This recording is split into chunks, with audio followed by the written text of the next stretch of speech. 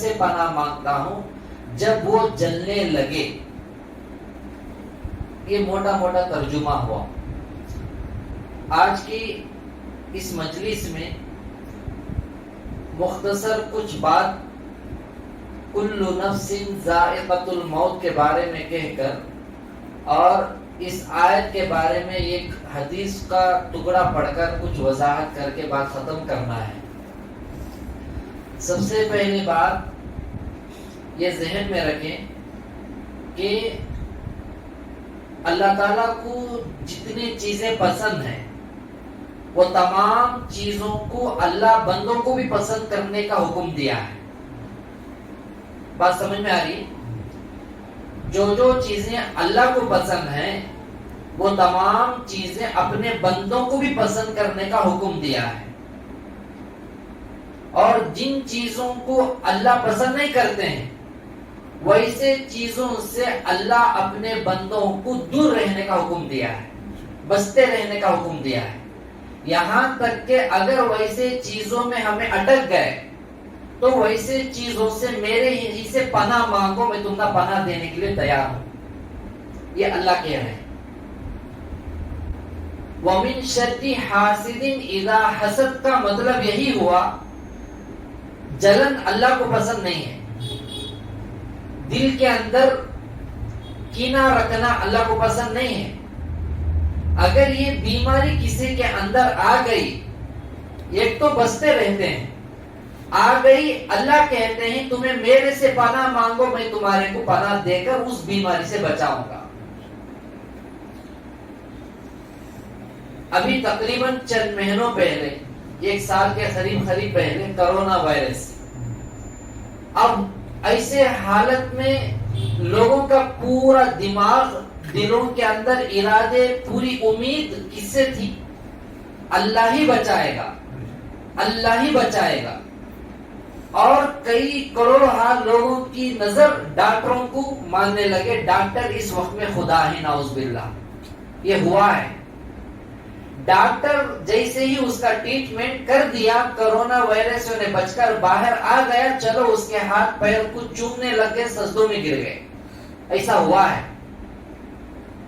اب ذرا سوچئے, کسی کو کرونا وائرس ٹچ ہو گیا اور کوئی ڈاکٹر کہا کہ اس کی بیماری میرے پاس ہے, میں تجھے بچاؤں گا, اس کا علاج کروں گا. جیسے ہی یہ بات سنتا ہے سامنے والا تو کتنا خوش ہو جاتا ہے. چلو بھی, جان سلامت جہان سلامت. جان بچ گئی تو پورا جہان بھی انشاءاللہ سلامتی کے ساتھ یہاں جی سکتا ہے, جتنے دن اس کی مقدر ہے سلامتی کی. لیکن اس کے بعد جانا ہی ہے, تو اسی لیے کہا جاتا ہے جان سلامت جہان سلامت. تو ایسے وقت میں اب اس کی اور ایک مثال, کوئی آدمی بہت زیادہ قرضوں میں مبتلا ہے. اگر اللہ کسی کے دل میں رحم دلی پیدا کر دیا, انہیں فوراً اس سے کہا یا میسج بھی کر دیا, میں انشاءاللہ میری طرف سے جتنا ہو سکے تیرے قرض کا بوجھ ہلکا کرنے کی کوشش کروں گا. یہ جملے پر انہیں اتنا خوش ہوگا کہ اس رات کو سکون سے سو کر اٹھے گا. انہیں یہ ہوگا نہیں ہوگا, کل کیا ہوگا وہ نہیں معلوم, لیکن آج کی راتوں سے سکون سے آئے گی. اور ہو سکتا ہے رات کے اندر انہیں قرض پورا مل گئے سکا, خواب بھی دیکھتا سوتا بھی ہوگا. صبح کو نہیں معلوم کیا ہوگا. ایسا بہت ہوا ہے. اب ایک صاحب جو ہے قصے چلے ہیں, ہمارے پاس بھی ایک صاحب آئے تھے اسی محلے والے. ایک تو گلی کے بازو شاید ابھی ہیں یا نہیں معلوم, اللہ کو پیارے ہو گئے یا گھر چھوڑ کر چلے گئے. ایک لاک ڈاؤن سے پہلے وہ بتائے کہ میں بہت زیادہ قرضوں میں اٹکا ہوا تھا.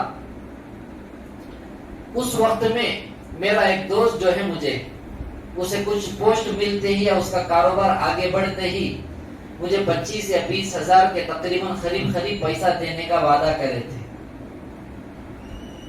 جیسے وعدہ کرے چند ہفتوں میں حج کا ایام آیا, وہ صاحب حج کو چلے گئے. اب جانے سے پہلے جب ملاقات کر پوچھیں گے یاد دلیں گے بول کر گئے. انہوں نے کہا ابھی تو پورے پیسے میرے کو اس میں لگانا ہے, انشاءاللہ حج سے واپس آنے کے بعد انشاءاللہ ادا کروں گا. اب وہ چلو یہاں پر ان کی خدمت کرتے گئے, ایئرپورٹ تک غلام بن کر پورا لگیج اٹھا کر آ گئے. اب حج سے واپس آنے کے بعد جب گئے, حاجی صاحب آ گئے ہیں, دعا بھی لیں گے اور کچھ ہمارے کو وعدہ جو کرے ہیں وہ بھی نبھائیں گے. گئے, ملاقات کرنے کے بعد میں ابھی آیا ہوں حج سے, پورا خرچہ لگا کر آیا ہوں اور مجھے بھی ذرا قرض ہے. وہ تو حج سے پہلے کہا تھا, میں پوری معافی مانگ لے کر آ چکا ہوں, اس وقت میں میرے اوپر ذمہ داری نہیں ہے. تو حج کو جا کر گناہوں کو دھو لے اور بولے تو وعدہ کریں ان سو, وعدہ خلافی کیسا معاف ہو سکتی ہے؟ اسے نبھانا ہے. جب نبھا نہیں سکتے ہیں, جا کر خانہ کعبۃ اللہ کا غلاف پکڑ کر اے اللہ میں وعدہ کر کے آیا ہوں, یہ دعا کرتے ہوں گے میں جانے کے بعد کسی سے بولا ہوں یا تو زندہ نہیں آنا یا تو آنا نہیں, یہ دعا کرتے رہیں. بہرحال اگر مصیبت کے وقت میں اگر کوئی آدمی کہتا ہے میں تجھے ساتھ دوں گا, تو مصیبت زدہ آدمی کا دل کتنا خوش ہو جائے گا. تو ذرا سوچئے, ہم سب مل کر کسی نہ کسی مصیبت میں جب پھنس جاتے ہیں تو یہاں پر جو ہے اللہ تعالیٰ فرماتے ہیں تم لوگ میرے سے پناہ مانگو, میں تمہارے کو پناہ دینے تیار ہوں. اور کن چیزوں سے پناہ مانگنا ہے؟ ان چیزوں سے جو چیزیں اللہ کو پسند نہیں. آپ اب کے دور میں ذرا غور کر کے دیکھیں, خاص کر کے لوگ انسانوں کو کیا ہو چکا ہے, خاص کر کے ہمارے مسلمانوں کو ویسے ہی کام میں اٹکے ہوئے ہیں جن کاموں کو اللہ پسند نہیں کر رہے ہیں. سمجھ سے باہر ہے, ہر طریقے سے ان کے اوپر محنت ہو رہی ہے, لیکن بھینس کے اوپر پانی پڑنے کے برابر بھی نہیں ہے. ویسا ماحول بنتا جا رہا ہے. حدیث مبارکہ میں آتا ہے وَلَا تَحَاسَدُوا وَلَا تَبَاغَضُوا وَكُونُوا عِبَادَ اللَّهِ إِخْوَانًا. حضرت ابو ہریرہ رضی اللہ تعالیٰ عنہ کی روایت ہے. اس حدیث کے اندر اور 2-3 جملے بھی ہیں, لیکن مقصد یہ ہے صرف 2 چیزوں پر ہمارے کو توجہ دلانا ہے, اس لیے حدیث کے 2 جملوں کو لے کر ہمیں بات کو کر رہے ہیں. اللہ کے نبی صلی اللہ علیہ وسلم فرماتے ہیں وَلَا تَحَاسَدُوا, تم آپس میں ایک دوسرے پر حسد مت کرو, مت جلو, جلن مت کرو. وَلَا تَبَاغَضُوا, تم آپس میں ایک دوسرے پر بغض مت رکھو. بغض کا معنی کیا ہے؟ دشمنی, کینہ. یہ الفاظوں کے معنی کو ہمیں ایسے مجالس میں بیٹھ کر یاد بھی کر لینا ہے. بغض کسے کہتے ہیں؟ دشمنی, کینے کو کہتے ہیں. تو بغض جو ہے دشمنی جسے کہتے ہیں, وَلَا تَبَاغَضُوا, تم ایک دوسرے آپس میں بغض مت رکھو, دشمنی مت رکھو. وَكُونُوا عِبَادَ اللَّهِ إِخْوَانًا, تم تمام کے تمام اللہ کے بندو بھائی بھائی بن جاؤ, بھائی بھائی بن جاؤ. اب یہ حدیث کا جملہ سامنے رکھ کر آپ لوگوں کے سامنے اس کی میں وضاحت کروں گا. آپ لوگ نوح علیہ السلام کا قصہ سنے رہیں گے. نوح علیہ السلام کا قصہ, ہماری ایک عادت ہے, ہمیں کئی باتوں کو آپ لوگوں کے سامنے نہیں بلکہ ہر جگہ موقع جہاں ملتا ہے اللہ دیتا ہے, ہمیں کہتے ہیں ہر بات پر غور کرنا ہے. سننا سنانا کا کام تو سب کر لیتے ہیں, اچھے تقریریں یوٹیوب پہ بھی مل جائیں گے آپ لوگوں, لیکن ہر بات پر ہمیں غور کر کے جینا ہے, سمجھنا ہے, عمل کرنا ہے. نوح علیہ السلام کا قصہ, کشتی کا قصہ مشہور ہے. جیسے اللہ تعالیٰ کی طرف سے آرڈر آ گیا, تم پوری قوم کو اپنے ساتھ ایک جوڑے کو ساتھ میں رکھ کر نکلو کشتی میں. تو نوح علیہ السلام ہر ایک جوڑے کو رکھ لیے, نر مادہ یعنی مرد عورت. جانوروں میں، پرندوں میں، سب میں جتنے لوگ ان کی طرف ایمان لا کر کھڑے ہوئے تھے، یہ تمام لوگ جو ہے کشتی میں سوار ہوئے. یہ قصہ ہمارے کو یہاں تک معلوم ہے. کشتی میں چڑھ گئے، کشتی کو برباد کرنے کے واسطے دشمن کیا کرے، جا کر پائخانہ کرے. پھر ایک آدمی وہاں پر کھجلی کی بیماری آ گئی، پھر اس میں پھسل کر گرا، وہاں کا پائخانہ ٹچ ہوتے ہی اسے کھجلی کی بیماری دور ہو گئی. تو پورے گاؤں کو، قوم کو جا کر اعلان کرا، تو پورے جا کر اس میں کا پائخانہ لگا کر کلین کر دیے. یہاں تک ہمیں معلوم ہے. لیکن یہ قصہ بھی کتابوں میں ملتا ہے. اس قصے کو حضرت مولانا پیر ذوالفقار صاحب نقشبندی دامت برکاتہم بھی نقل کرتے ہیں. نوح علیہ السلام جب ہر جوڑے کو لے کر کشتی میں سوار ہو گئے تو ہر ایک جوڑا جوڑا تھے. عورت ہے تو مرد ہے، مرد ہے عورت ہے، اور بیل ہے تو گائے ہے. اسی طریقے سے نر مادہ ہر پرندے جانور میں.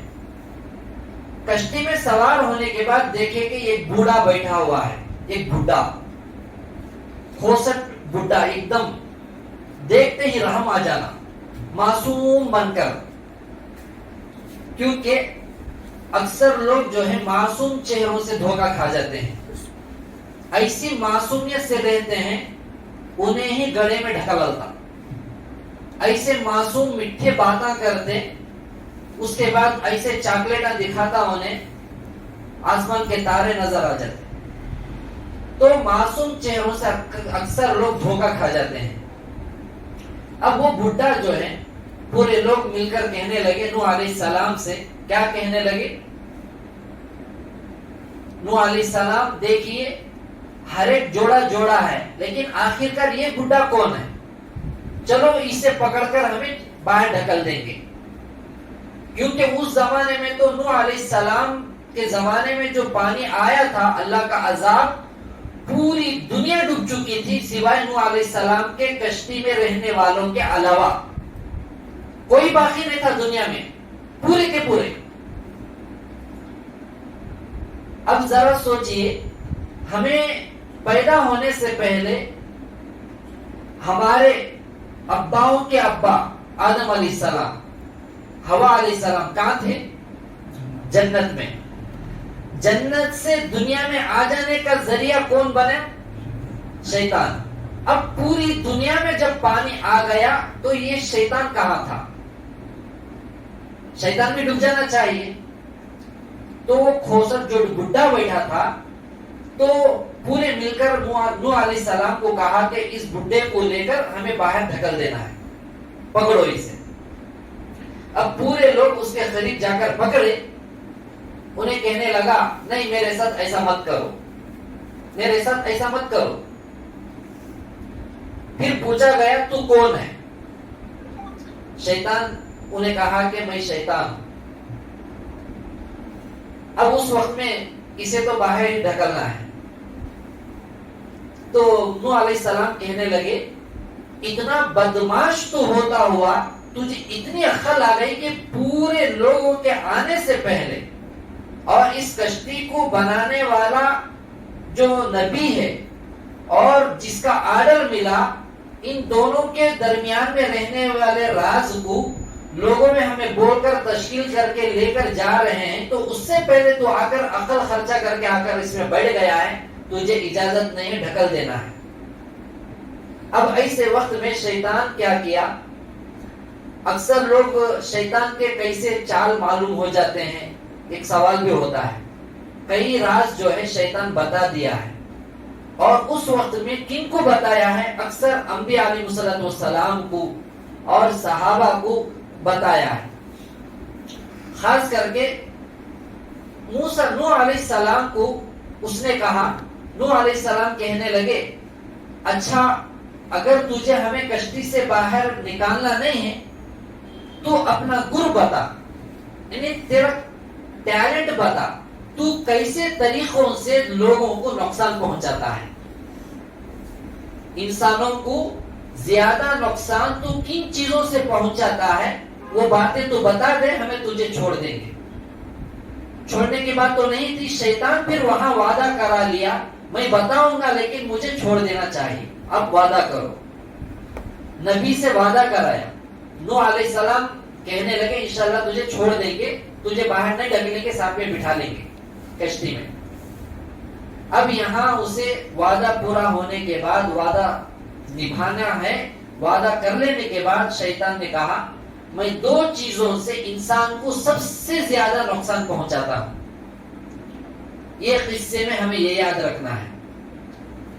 خالی بیٹھو, پانی آ گیا, 70 جوڑے کچھ مقدار بتا ڈالو, پھر نکل کر آ گئے, پھر نوح علیہ السلام 950 سال محنت کرے, خالی پرانی کیسٹ چلاتے رہنے سے کچھ حاصل نہیں ہوگا. اس زمانے میں بھی شیطان انسانوں کے اندر کون سے چیزوں کو اندر دلوں میں پیدا کر کے برباد کرتا تھا. ویسے ہی بیماریوں سے, عادتوں سے بچنا ہے تو ہمیں خانقاہوں میں جڑنا پڑے گا.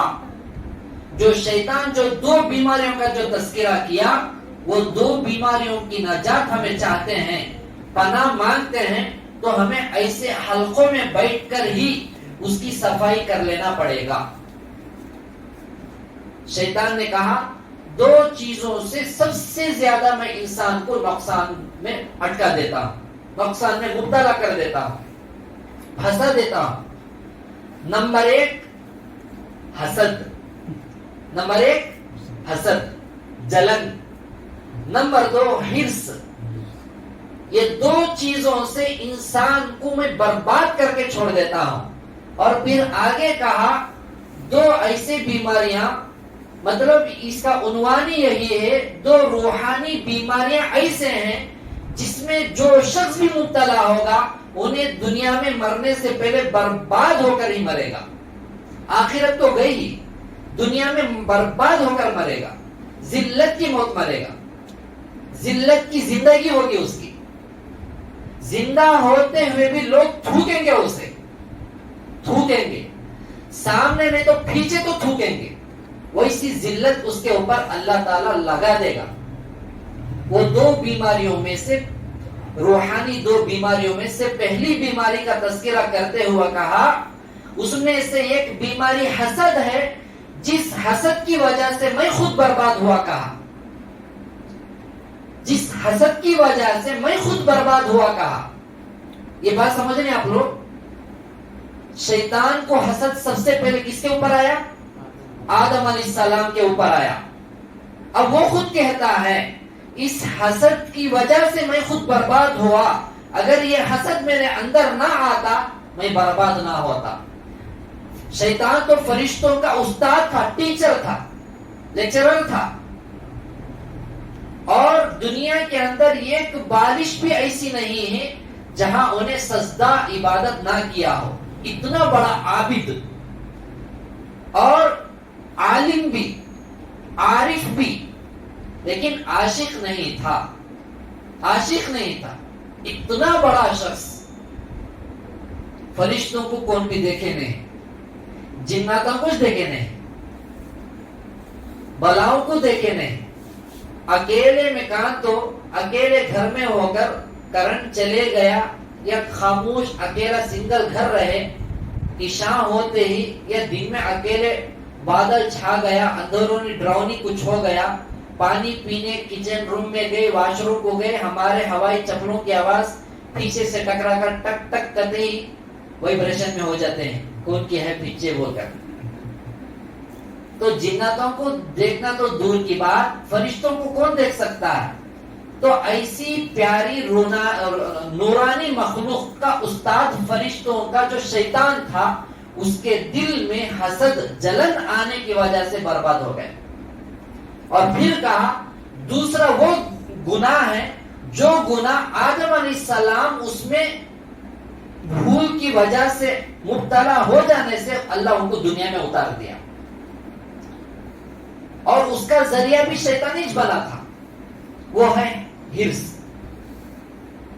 اب ذرا سوچئے, یہ 2 روحانی بیماریاں ایسے ہیں جن میں جو شخص بھی مبتلا ہوگا, ایک تو پورے اعمال برباد ہو جائیں گے. کیسے؟ جیسے ہی ہمیں حسد کرنے لگیں گے, جلنا کسی کے بارے میں, آگ लकड़ी को जैसे खा जाती है, खाकर राख बना देती है, वैसा ही हसद जो है पूरे आमाल को जलाकर राख बना देता है। जब पूरे आमाल चले गए, आखिरत में हमारे पास क्या बाकी रहा? कुछ बाकी नहीं रहा। इसलिए ये दो बीमारियों से अगर हमें नजात चाहते हैं और पनाह में आना चाहते हैं, तो जरूर हमें ऐसे हलकों को लाजिमी पकड़ना है। ये अपनी जरूरत है। देखिए, ये बीमारी खत्म होगी जिक्र के हलकों में बैठकर हमें जिक्र का ला इलाहा इल्लल्लाह की ज़रबें लगाना पड़ेगा, मुराक़बे करना पड़ेगा और उलमाए हक की सोहबत में, नेक लोगों की मशाइख की सोहबतों में रहना पड़ेगा, उनकी खिदमत करना ही पड़ेगा, माँ बाप की भी खिदमत करना ही पड़ेगा, असातिज़ा उस्तादों की खिदमत करना ही पड़ेगा। जब तक हमारे दिल की सफाई नहीं होगी, अल्लाह साफ फरमाते हैं, अगर ऐसी बीमारी में हमें अटक गई, एक तो अल्लाह से पनाह मांगना है, दूसरा रूहानी बीमारी को रूहानी डॉक्टर के पास जाना पड़ेगा। रूहानी डॉक्टर कौन होता है? शेख होता है। उसके पास अपनी बातों को रखना पड़ेगा। मेरे दिल के अंदर बार बार ऐसा पैदा हो रहा है, मैं इससे कैसे बचूं? ये हमें जाहिर करना पड़ेगा। ना जाहिर नहीं करेंगे, थोड़े दिन तक ऐसा महसूस होगा मेरा दिल साफ है, लेकिन जब कुछ न कुछ हो गया तो वहां पर अपनी असलियत जाहिर हो जाएगी। हाँ, यहाँ रुककर ये बात भी समझे, अगर वाक़िअतन कोई हमारा पीछे दुश्मन लगा है, जानी दुश्मन, माली दुश्मन और इज्जत के पीछे लगा हुआ है, जलील करने के लिए, रुसवा करने के लिए, कामों में टांग अड़ाने के लिए, एक तो लगे होते ही हैं। इन लोगों को अल्लाह के हवाले कर दो।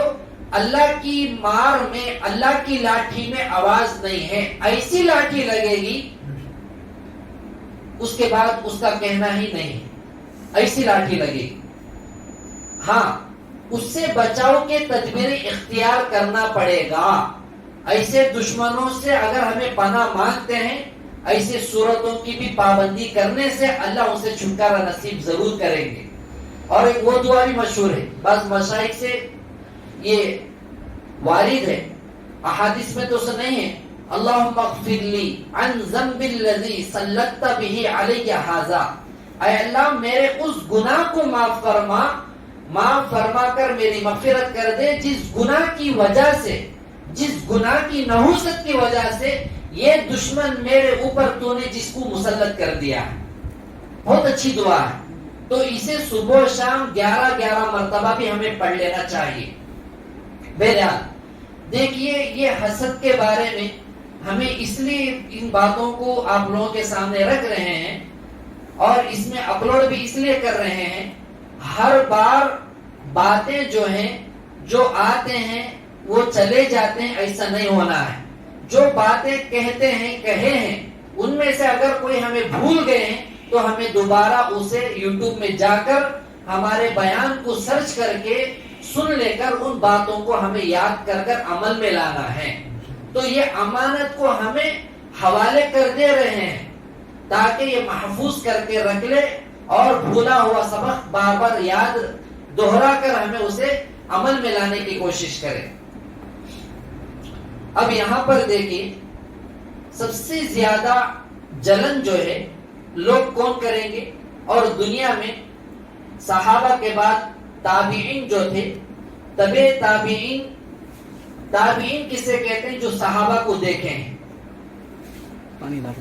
तो उनमें से हजरत अबू हनीफा रहमतुल्लाह अलैह, इमाम अबू हनीफा रहमतुल्लाह अलैह, सोते नहीं क्या तुम्हें? अबू हनीफा रहमतुल्लाह अलैह, इनके दुनिया में पैदा होने के बाद हो सकता है इनके अलावा भी कोई हो, लेकिन इमाम अबू हनीफा रहमतुल्लाह अलैह को दुनिया में उस वक्त में, पूरी दुनिया में सबसे ज्यादा जलन खोराक किसके थे बोले तो इमाम अबू हनीफा रहमतुल्लाह अलैह के थे। इमाम अबू हनीफा रहमतुल्लाह अलैह का नाम किसे याद है? हमारे इमाम जिनके हमें तकलीद करते हैं, جن کو اپنا امام مانتے ہیں، جن کے مسلک پر ہم ہیں حنفی کہتے ہیں، ان کا نام کیا ہے؟ کسی کو یاد ہے؟ جی، اور کسے یاد ہے؟ دیکھو اتنے حاضرین میں سے ہمارے امام صاحب کا نام ابھی تک ہمارے یاد نہیں. نام ہے محمد نعمان بن ثابت رحمت اللہ علیہ. نعمان، محمد نعمان بن ثابت رحمت اللہ علیہ. ثابت رحمت اللہ علیہ کے بیٹے محمد نعمان ہیں. تو ہمارے امام صاحب کا نام اب کسے کسے یاد ہوا بولی؟ کیا ہے؟ محمد نعمان. نعمان یہ ہمارے امام صاحب کا نام ہے، محمد نعمان. یہ جو ہمارے امام ہیں، امام ابو حنیفہ رحمۃ اللہ علیہ، انہی کو کہتے ہیں. تو ان کے زمانے میں پوری دنیا میں سب سے زیادہ حاسدین، جلن خورا امام صاحب کے اوپر اس تھے. کیوں؟ اللہ ان کو ایسی ایسی نعمتوں سے نوازا تھا وہ اوروں میں نہیں تھی، اس لیے زیادہ جلن ان کے اوپر اوروں کو آ گیا تھا. نعمتیں اللہ جب دے دیتا ہے تو دوسرے بعض لوگ نیگیٹو خیالات رکھنے والے اپنے اندر جلن ہی پیدا کر لیتے ہیں. بیٹا کہاں کی تھا، کہاں کی چلے گیا. آج کل کا بچہ ہونے ہمارے سامنے بڑے بڑے چیزوں کر لے کر بیٹھا ہے. اے ہمارے محلے کا کھیلتا کھیلتا بچہ ہونے حافظ بن کو ہمارے نماز پڑھنے لگ گیا ہے، عالم بن گیا، شیخ بن گیا، خانقاہ چلاتا ہے، 6 بیک وقت کاما کرتا ہے. اسی کچھ کہیں گے جلن. انڈائریکٹ سے مار رہا ہوں میں باتوں کو. ذکر بھی کراتا سو، علاج بھی کر لیتا سو، بیعت بھی کراتا سو، مجالسہ بھی چلاتا سو، بیانہ بھی کر لیتا، نمازہ بھی پڑھا لیتا. اب مدرسہ بھی ڈالتا ہے، مکتب بھی گتے، مصلی بھی گتے. کیا کہ ان کے گھروں سے کھود کر خزانہ لے. یہ پورے باتیں جو ہے نا حاسدین کے منہ میں سے نکلتی سو. وہ منہ میں کیسا نکلتی؟ دل کے اندر رہنے سے نکلتے ہیں. اور دل میں جو رہتا ہے اسی کو کہیں گے حسد، کینہ، جلن. اس سے پہلے میں بولا ہوں، ہمارے حضرت کہتے تھے جلنے والے کا کالا، اور جو جلتا ہے انہیں جل ہی جاتا ہے. جلنے والے کا کالا اور جلنے والا کالا ہی ہوتا ہے. تو ان باتوں کو ہمیں سامنے رکھ کر یہی سبق لینا ہے. کوئی آدمی ترقی کرتا ہے، ماشاءاللہ سبحان اللہ کہہ دو، اس سے ڈبل اللہ آپ کو دے دے گا، لیکن اس کا کچھ نہیں بگڑے گا، اس کا کچھ نہیں بگڑے گا. لیکن پکڑ ہماری ہوگی اگر جلن پیدا کر لیں گے. تو امام ابو حنیفہ رحمۃ اللہ علیہ کے بارے میں یہ بات، یہ قصہ بھی لکھا ہوا ہے کہ ان کے زمانے میں ایک بہت بڑے امام ہیں، امام اوزاعی رحمت اللہ علیہ. کیا ہے؟ اوزاعی رحمت اللہ علیہ. تو انہوں نے ایک مرتبہ عبداللہ ابن مبارک رحمت اللہ علیہ سے کہا، بہت بڑے اللہ والے ہیں عبداللہ ابن مبارک رحمت اللہ علیہ. فضائل صدقات میں بھی آپ لوگ قصہ سنے رہیں گے کئیوں مرتبہ، بہت بڑے اللہ والے. تو ان سے کہا، اے خراسانی، کیونکہ عبداللہ ابن مبارک رحمۃ اللہ علیہ غالباً خراسان کے رہنے والے تھے. ان کو امام اوزاعی رحمۃ اللہ علیہ نے کہا، اے خراسانی، یہ ابو حنیفہ کون ہے؟ یہ ابو حنیفہ کون ہے جو دین میں نئی نئی باتیں گھڑتا رہتا ہے، دین میں 90 باتیں کیا کی لگا رہا ہے، سیٹ کر رہا ہے، کون ہے؟ تو عبداللہ ابن مبارک رحمۃ اللہ علیہ امام ابو حنیفہ رحمۃ اللہ علیہ کی کتاب جو لکھی ہوئی تھی، کتاب الرہن، کتاب الرہن، تو وہ لے کر جا کر ان کے سامنے رکھ دی. تو امام اوزاعی رحمۃ اللہ علیہ وہ کتاب پورا مکمل پڑھنے کے بعد کہا، اے عبداللہ، یہ نعمان کون ہے؟ کیونکہ وہ کتاب کے اوپر ابو حنیفہ نے لکھا ہوا تھا، محمد نعمان لکھا ہوا تھا. تو اب ان کے استاد کہنے لگے، یہ نعمان کون ہے؟ یہ تو بہت بڑا عالم ہے، یہ نعمان بہت بڑا عالم ہے. اگر تم علم حاصل کرنا چاہتے ہو تو تم کو اس کی صحبت اختیار کرنا پڑے گا. اب جیسے ہی ان کے زبان سے بات نکلی تو ان کو پہلے تعارف تو نہیں تھا نعمان کون ہے، جس کو ابو حنیفہ کا نام ہی نعمان ہے، جیسا کہ ہمارے پورے ساتھیوں کو معلوم نہیں تھا نعمان کس کا نام ہے۔ تو مبارک رحمۃ اللہ علیہ نے کہا حضرت یہی وہ ابو حنیفہ ہے جنہیں آپ بدعتی کہہ رہے تھے۔ وقت کے اماموں کو خود پتا نہیں تھا کہ نعمان کون ہے، ابو حنیفہ کون ہے۔ جب معلوم ہو گیا تو جن کو علم نہیں تھا، جانتے نہیں تھے، تو انہوں آ کر باقاعدہ ان کی چیزوں کی اطلاع ملتے ہی فوراً یہ کہنے لگے ان کی صحبت تمہارے کو ضرور اختیار کرنا پڑے گا اگر علم حاصل کرنا ہو۔ تو اس بات کو لکھتے ہیں کہ اس زمانے میں پوری دنیا میں سب سے زیادہ جلن خورا حاسدین جو ہے تھے امام ابو حنیفہ رحمۃ اللہ علیہ کے اوپر جلنے والے۔ اتنا بڑا امام، ان کا جنازہ نکلا جیل سے نکلا، کھانے میں زہر دے کر مار دیا گیا اتنے بڑے امام کو۔ جو امام خانے کعبۃ اللہ کے اندر ایک پیر رکھ کر مکمل قرآن ختم کر دیا، پھر اور ایک پیر خانے کعبۃ اللہ کے دروازے کے باہر رکھ کر مکمل قرآن ختم کر دیا۔ مدینہ منورہ میں جب امام ابو حنیفہ رحمۃ اللہ علیہ گئے ہوئے تھے، 18 دن ہو گئے، 19 دن کہا اپنے مریدین سے، ساتھیوں سے، شاگردوں سے مجھے فوراً جتنا جلد ہو سکے مدینے کی آبادی سے بہت کئی دور کلومیٹر مجھے لے کر چلے جاؤ۔ کئی دور چلے جانے کے بعد تھوڑی دور میں اپنے آنے والے ساتھیوں کو کھڑا کر کے فارغ ہو کر آئے۔ آنے کے بعد ساتھیوں نے کہا حضرت امام صاحب آپ 18 دن رہے، 19 دن آپ کو کیا ہوگا تھا؟ 19ویں دن اتنا پریشان کیوں ہو گئے تھے؟ تو امام ابو حنیفہ رحمۃ اللہ علیہ نے کہا میں 18 دن میرے نبی کے شہر میں تھا، 19واں دن جب آ گیا میں 18 دن سے میرے نبی کے شہر میں پیشاب تک نہیں کیا تھا، کہیں ایسا نہ ہو کہ میں جس جگہ کر دوں وہاں میرے آقا کے ختم مبارک پڑے ہوئے ہوں۔ 18 دن تک اپنے پیشاب پاخانے کو روک کر رکھ لیے تھے، پھر 19 دن ہو گئے تو برداشت نہیں کر سکے تو کئی کلومیٹر دور جا کر پیشاب سے فارغ ہو کر آئے۔ تو اتنا بڑا امام، تو ذرا سوچو یہ ایک ہی قصہ کافی ہے، وہ کتنا بڑا شخص ہوگا؟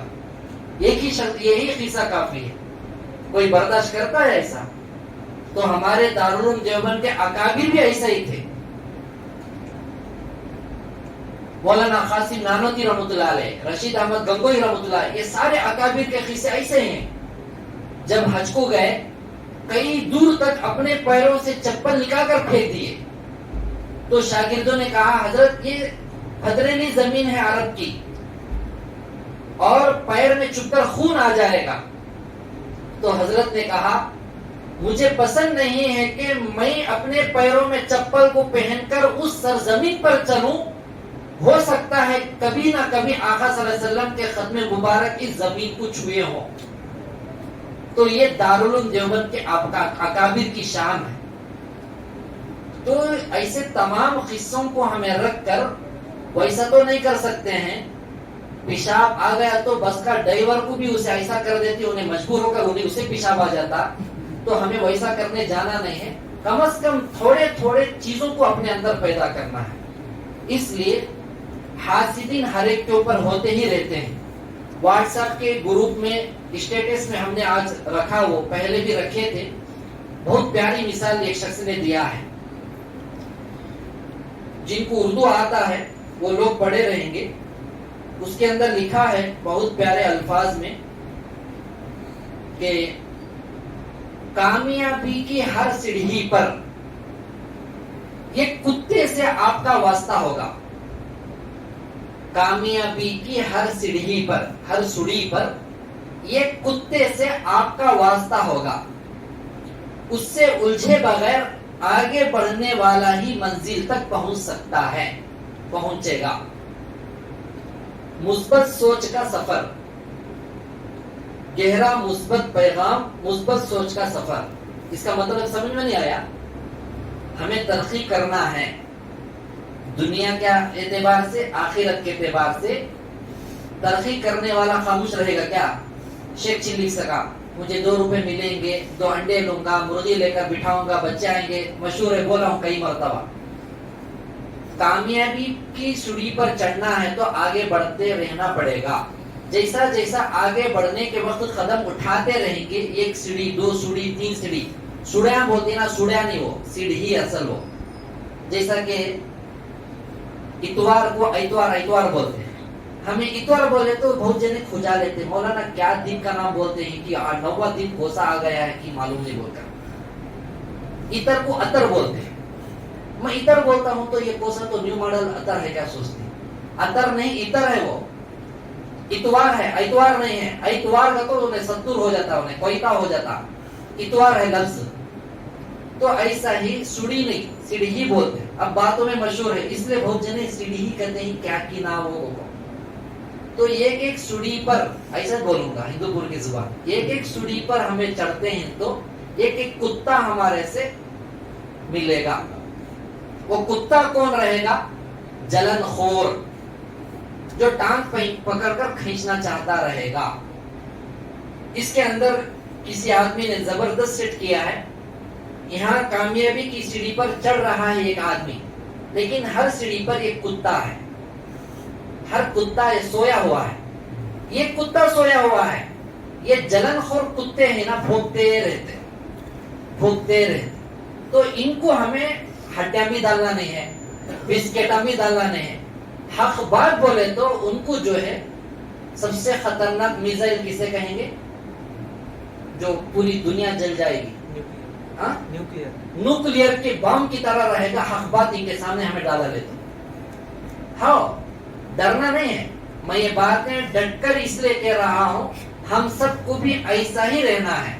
بھوکنے والوں کو بھوکنے دیجئے، ہمارا کام ہمیں کرتے رہنا ہے. ہاں، اگر کوئی آگے پیچھے کام ہمارے کو نظر آ رہا ہے، ڈائریکٹ آؤ، رابطہ کرو. آج تک ایک کھیت کا مولی بھی ہمارے سامنے آ کر پوچھا نہیں ہے، پیچھے بھوکتے رہتے ہیں. تو اس سے کچھ ہونے والا نہیں ہے. ہاں، ایک تجربے کی بات میں بتا رہا ہوں. جس کے دل میں حسد، ڈاؤٹ، شک آ جاتا ہے، اسے جو ہے اچھے کاموں سے کون بھی روکتا نہیں، اللہ روک دیتا ہے. اللہ روک دیتا ہے. یہ سمجھنے کی بات ہے، غور کرنے کی بات ہے. اللہ ضرور روکتا ہے، ضرور روکتا ہے. پتہ ہی نہیں چلے گا انہیں کہیں کو نہیں آ رہا ہے. یا تو اللہ اسے مال کے پیچھے لگا دیا ہوگا، یا مصیبتوں کے پیچھے لگا دیا ہوگا، یا ڈاکٹروں کے پیچھے لگا دیا ہوگا، یا فائٹنگ میاں بیوی کے یا ماں باپ کے بھائی بہنوں کے جھگڑوں میں لگا دیا ہوگا. یہ اللہ کی طرف سے مار ہے. ایک تو ہے آزمائش، صبر کرنا ہے. ایک تو ہوتی ہے مسلط اس کے اوپر چیزیں، مصیبتیں اللہ کی طرف سے. دیکھیے، جو آدمی کسی کا برا نہیں چاہتا ہے، ایسے آدمی پر بھی شک کرنے لگیں گے، سمجھو وہاں سے آفتوں کے راستوں کو ہمیں دعوت دینے کا شروع ہو گیا. ہمیں آج تک کسی کی بربادی نہیں چاہے. ہاں، اللہ کے سامنے شکایتیں کر رہے ہیں کچھ ظالموں کے بارے میں، لیکن آپ لوگوں میں سے بھی کسی کا برا آپ لوگ نہیں چاہتے ہوں گے. آپ لوگوں کے پیچھے لگنے والے شیطان حاسدین کی حالتوں کو آپ خود دیکھتے رہو کیا ہو جائے. بس ہمیں اللہ کے حوالے کرنا ہے. خانقاہ نظام میں یہ جو 2 روحانی بیماریاں، ایک جو شیطان جو بتایا، 2 بھی، ایک ہے حسد، دوسرا ہے حرص. یہ 2 بیماریوں کو ہمیں آج ٹوٹلی دل سے ہمیں پاک کرنا ہے. اگر پاک نہیں کریں گے، یاد رکھیں کبھی بھی ہمارا کوئی بھی عمل قابل قبول نہ ہوگا. ابھی آپ لوگوں کے سامنے اس بات کو بھی میں پڑھ کر سناؤں گا جو حضرت ابو ہریرہ رضی اللہ تعالیٰ عنہ فرماتے ہیں.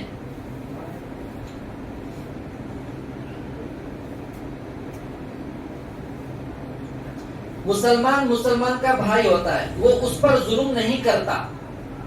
یہ حدیث ہے، آخری حدیث کے جملے پڑھ رہا ہوں. نہ اس سے بے یار و مددگار چھوڑتا ہے، نہ اس سے جھوٹ بولتا ہے، نہ اس سے حقیر سمجھتا ہے۔ تقوی اور پرہیزگاری یہاں ہے۔ اور آپ صلی اللہ علیہ وسلم اپنے سینے کی دل کی طرف اشارہ 3 بار اشارہ کیا۔ آقا صلی اللہ علیہ وسلم، حضرت ابو ہریرہ رضی اللہ تعالیٰ فرماتے ہیں، آقا صلی اللہ علیہ وسلم نے اپنے دل کی طرف 3 مرتبہ اشارہ کر کے فرمایا، یعنی ظاہر میں اچھے اعمال کرنے سے آدمی متقی نہیں ہوتا۔ ظاہر میں کروڑوں کا پیسہ دین کے کاموں میں لگا دے اور اچھی خدمت کر لے، اچھے بیانات کر لے، اچھی خدمت جو کچھ بھی ہو، ظاہری اعمال کتنے بھی کر لے گا، اس سے جو ہے آدمی اچھے اعمال سے آدمی متقی نہیں ہوتا جب تک کہ اس کا سینہ صاف نہ ہوگا۔ دل کے اندر کینہ حسد رکھتے ہوئے کتنے بھی اچھے کام کر لے گا، بیکار ہیں پورے۔ کسی آدمی کے برا ہونے کے لیے یہی کافی ہے کہ وہ اپنے مسلمان بھائی کو حقیر جانے، اور ہر مسلمان کا خون، اس کا مال اور اس کی عزت دوسرے مسلمان کے لیے حرام ہے۔ یہاں پر عزت کا بھی لفظ ہے، عزت کا بھی۔ اب بعض لوگ اعتراض بھی کرے ہوں کہ ہمارے اوپر، تمہیں نام والے کو عزت کو اچھال دیے۔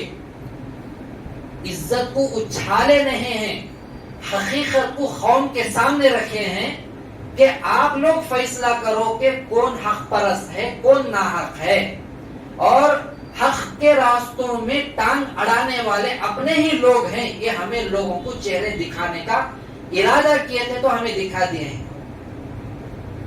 اور میری جگہ اگر کوئی ہوتے اس سے خطرناک قدم اٹھا سکتے تھے۔ بہرحال تو کئی لوگ جو ہے بار بار یہ کہتے ہوں گے، یہ کئی کو وہ کئی کو، ہم نے کیا پڑھا ہے، ہم نے کیا ضرورت ہے۔ یہ وہ لوگ ہی نکالیں گے، چاہے انہیں شروع سے جڑا ہوا ہو یا بیچ میں جڑا ہوا ہو یا ابھی آیا ہو یا نہیں آنے والا ہو، جس کے دل کے اندر رہے گا کینہ جلن، تو سمجھ جانا کافی ہے۔ آپ لوگوں کو بھی کون تو بھی سر پھونکے ہوں گے۔ ایک تو اسراف علیہ السلام بیٹھے سر پھونکنے، انہوں سر پھونک کے بولے تو پورے الٹے کو چل جاتی، پہلی بار پھونکتے ہی پورے آؤٹ ہو جاتی، پوری دنیا آؤٹ ہو جاتی۔ دوبارہ پھونکے بولے تو روئی کے گاروں کی طرح پہاڑ زمین پورے مل کو اڑ جاتی۔ دوبارہ تیسری بار جب پھونکے بولے تو پورے خبروں سے اٹھ کو ننگے جا کر میدان محشر میں کھڑے ہوتے۔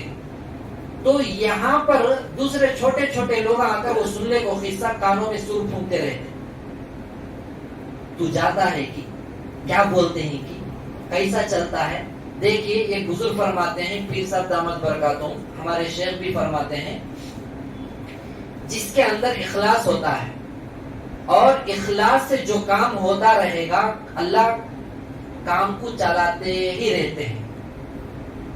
لیکن اخلاص جن کے اندر نہیں رہے گا، اللہ ان کو جیسا جالے کے اوپر جھاڑو مارتے جالا چل جاتا ہے، ایسا جھڑا دیتے ہیں۔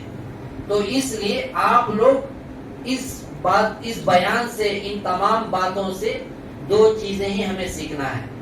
وہ کیا ہے؟ اپنے دل کے اندر کبھی بھی جلن ہمیں رکھنا نہیں ہے۔ نمبر 2، حرص نہیں رکھنا ہے، حرص۔